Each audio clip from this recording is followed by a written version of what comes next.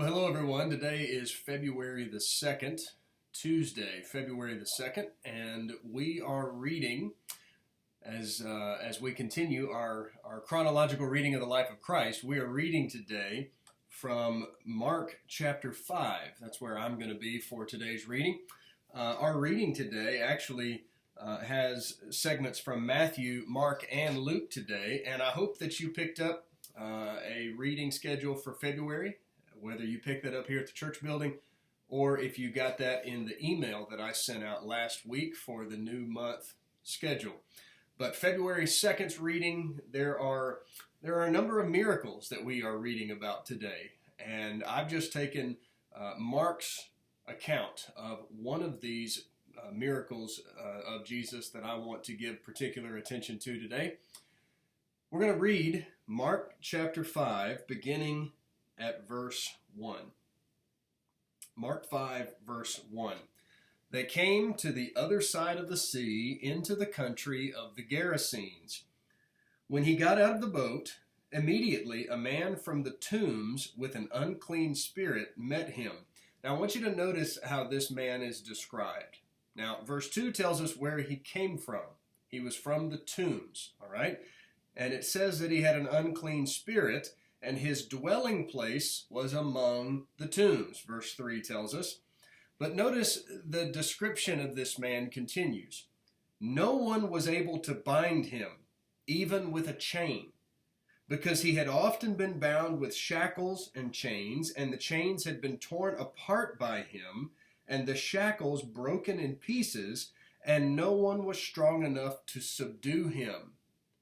Constantly, night and day, he was screaming among the tombs and in the mountains and gashing himself with stones. Okay, take a moment and reflect on the description of this poor, miserable man. He lives in the tombs all by himself. He has been possessed by this unclean spirit, which we'll come back to that in just a moment, and we'll talk about that some more. But this man who is possessed by this spirit, he has this supernatural strength. Not even chains and shackles can hold him. He just rips them off and breaks them and tears those bonds. And it says that he is constantly, night and day, screaming and hurting himself, gashing himself, cutting himself with stones. Now, you get, at least I get, different reactions. Different thoughts come to mind when I read about this man. On the one hand, I think how frightening this is. I mean, could you imagine seeing this poor man and watching his behavior and hearing his screams, and his body is surely just battered and cut and bloodied with all of these, the cutting himself with stones. And I mean, just picture this man. And so there's an element of fear in this. What would my reaction be if I saw this? What if my kids were, my young kids were with me and they saw someone behaving like this? I would shield their eyes and turn them away from seeing this. There's that fear. There's an element of disgust, maybe. But then you also have to feel a great concern and compassion for this man. This is a soul that is to be pitied because of what has happened to him. But in verse 6, the text says, seeing Jesus from a distance, he ran up and bowed down before him. And shouting with a loud voice, he said, "What business do we have with each other, Jesus, Son of the Most High God? I implore you by God, do not torment me." For he had been saying to him, that is, Jesus had been saying to the demon, "Come out of the man, you unclean spirit." Okay, I want you to think about what we've just read here. So we've got this man possessed by this spirit, who has this uncontrollable strength, this strength that cannot be bound or shackled.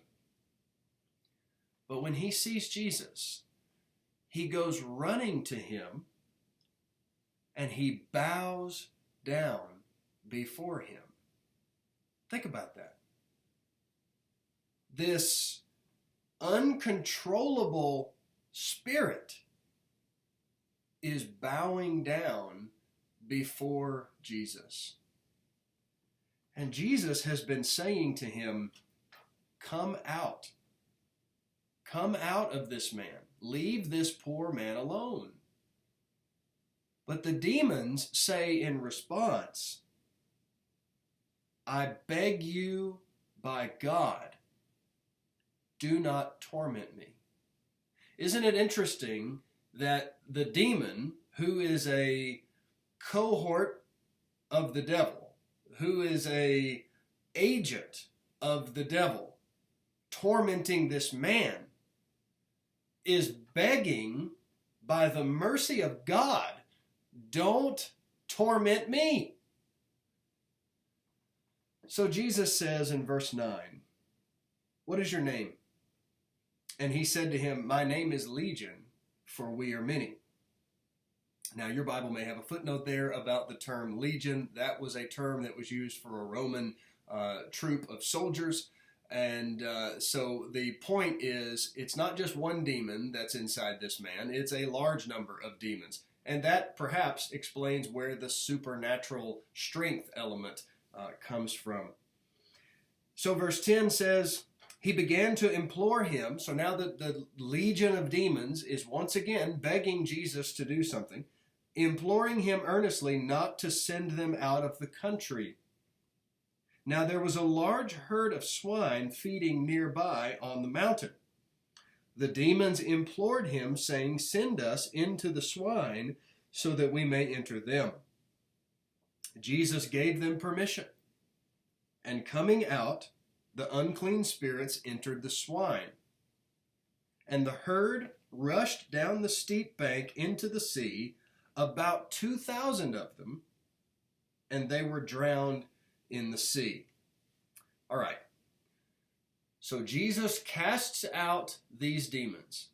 Again, not just one demon, but he casts out these demons. He lets them go into those pigs, and then the pigs rush over the hill, and they are killed. Now, verse 14, the herdsmen ran away and reported it in the city and in the country. And the people came to see what it was that had happened. Either the owners of the pigs, or at least the stewards of them, the people who were taking care of them, they saw what happened. And these swine for whom they were responsible are now dead and gone. There's an economic loss here. But they go into the city. And they go into the country. In other words, they're telling everybody that they can see. What has just happened? And you need to come out and investigate this. So people start coming out, and what do they see? Verse 15, they came to Jesus and observed the man who had been demon-possessed sitting down, clothed, and in his right mind. The very man who had had the legion of demons. Now, notice the contrasts in this man. Early in the story, he was loud, screaming. He was uncontrollably strong, unable to be bound with chains, and he's hurting himself. He's acting like he's insane, because he was. But now, instead of screaming and thrashing around and tearing shackles, he's calmly seated.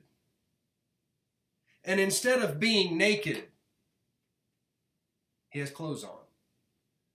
And instead of acting like he is mentally insane, says he's in his right mind. Everybody knew. Wait, isn't that the guy who, everybody knew that something significant has happened. But notice the response of the people. At the end of verse 15, when they saw this man who was demon-possessed, they became frightened. They became frightened. And those who had seen it, the herdsmen, presumably, described to them how it had happened to the demon-possessed man and all about the swine. So they say, oh, okay, here's what happened, right? So Jesus comes off the boat, and the man goes running up and bows down, and Jesus is telling the demons to come out, and then Jesus and the demons start talking to each other, and Jesus casts out the demons. They go on the swine, they rush off the hill, and they're dead. These guys are telling everybody what's happened, and the people who are listening, they're afraid. And in verse 17, they began to implore him to leave their region. I don't know if this is a translational thing. I didn't take the time to look at that because, in fact, I didn't even notice this until just now. The New American Standard Version, which is the version that I use most frequently, has the word implore here, 6, 7 times in this story. Beg, urge, that idea is present in this story. It was said about those demons who were begging Jesus to leave them alone and not to torment them. And in fact, it's said of the demons multiple times that they were imploring Jesus. I think 3 times, maybe 4, it says that they were imploring Jesus. And then, now in verse 17, we read that the townspeople who have come out and heard about all the day's events, they are imploring Jesus to leave, to go away.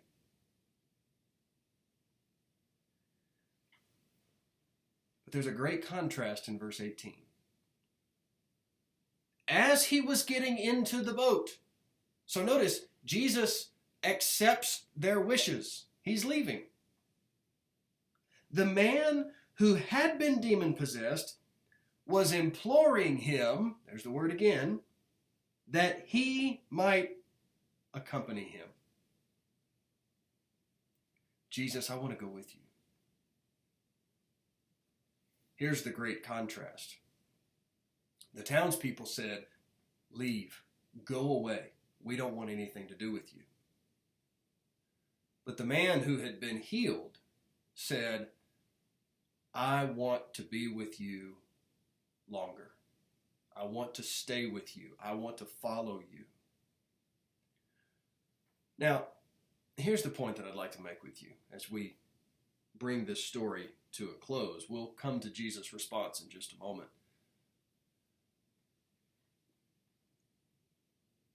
Why was this man who had been healed so anxious to follow Jesus? Well, surely that answer is obvious.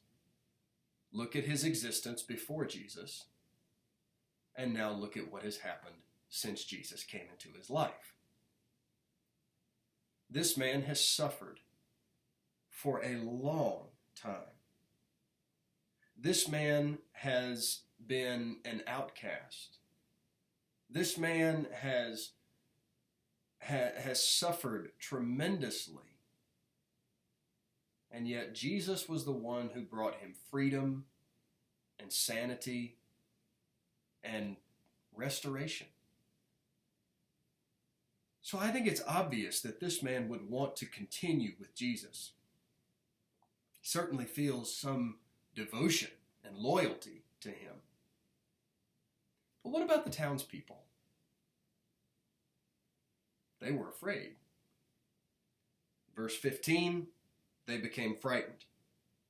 In verse 17, they were begging him to leave.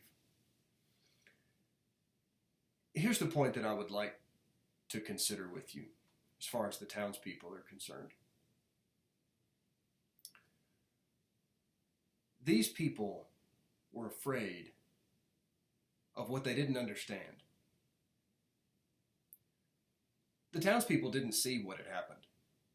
They were relying on the testimony of the herdsmen who did see what had happened. And what had happened was a series of events that they could not explain. What happened was something that they had no explanation for. Think about all of the things that have transpired in this story. It's kind of bizarre. I mean, you've got this unusual man among the tombs. They all knew about him. They knew who he was, but it's still unusual. Then you've got this unusual man who comes and heals him. What kind of power is that? How is he able to do that? You mean this man who healed him was talking to the demons? What kind of person can do that? You see, there's a lot of things here that I'm sure in the minds of the townspeople just don't make much sense. It doesn't add up. They don't understand. You mean there were 2,000 pigs who ran over the edge of the hill and fell to their deaths? Listen, buddy, if you're going to cause that kind of economic destruction in our town, please leave. We don't need that here. If you're going to act like this and you're going to be a bull in a china shop, please go away. You see, I think the people are afraid because there's just a whole bunch here that they don't understand.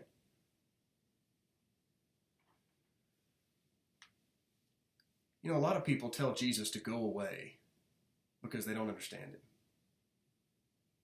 They don't really understand what he wants from them. They don't truly understand his call and the appeal that he is making to them. And there's all kinds of ideas and reasons people don't understand the Jesus of the Bible. But a lot of people today, like these townspeople back then, will tell Jesus to go away because they're afraid. They're afraid of what they don't understand. And so they'd rather send him away than have to try and understand. So the demon-possessed man says, Lord, I want to go with you. He begs him to go with him. Verse 19, Jesus did not let him, but he said to him, go home to your people. Stop and think about that for a moment.